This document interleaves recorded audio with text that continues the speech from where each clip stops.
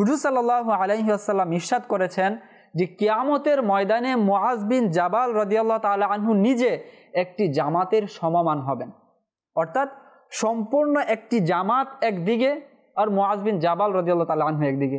অর্থাৎ এখানে বেশ কিছু বিষয় আমরা এখানে বুঝতে পারি। একটি জামাতের যে অসংখ্য মানুষ, তাদের তাকওয়া রয়েছে, তাদের ইলম রয়েছে, তাদের মাঝে কোরআন তেলাওয়াত রয়েছে, তাদের মাঝে হাদিসের জ্ঞান রয়েছে, তো সব কিছু একদিকে আর মুআজ বিন জাবাল রাদিয়াল্লাহু তাআলা আনহু একদিকে।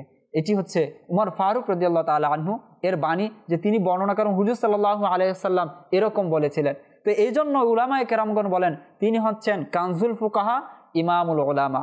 আল্লাহু আকবার। এটি হচ্ছে মুআজ বিন জাবাল রাদিয়াল্লাহু তাআলা আনহু এর অন্যতম বিশেষত্ব। আব্দুল্লাহ ইবনে আমর রাদিয়াল্লাহু তাআলা আনহু ইরশাদ করেন, আমি হুজুর সাল্লাল্লাহু আলাইহি ওয়াসাল্লামকে ইরশাদ করতে শুনেছি যে তোমরা 4 ব্যক্তি থেকে কোরআন শিখো। তোমরা সাহাবায়ে কেরাম অসংখ্য সাহাবায়ে কেরাম ছিলেন, কিন্তু হুজুর সাল্লাল্লাহু আলাইহি ওয়াসাল্লাম 4 জন সম্মানিত সাহাবায়ে কেরাম রাদিয়াল্লাহু তাআলা আনহুম এর নাম ইরশাদ করেছেন।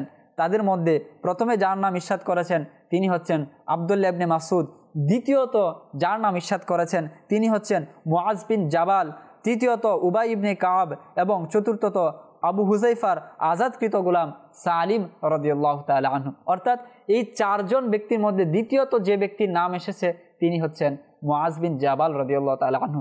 অর্থাৎ কোরআনের ব্যাপারে হুজুর সাল্লাল্লাহু আলাইহি ওয়াসাল্লামের যুগে যাদের থেকে স্বয়ং হুজুর সাল্লাল্লাহু আলাইহি ওয়াসাল্লাম কোরআন শিখতে বলেছেন, তাদের কোরআনের ব্যাপারে ইলম কীরকম হবে। আর কোরআনকে যারা জানে, কোরআনকে যারা আঁকড়ে ধরে, কোরআনের ব্যাপারে যাদের জ্ঞান রয়েছে, কোরআন তো তাদের জন্য নূর, কোরআন তো তাদের জন্য হিদায়াত, কোরআন তো তাদের জন্য জিকির।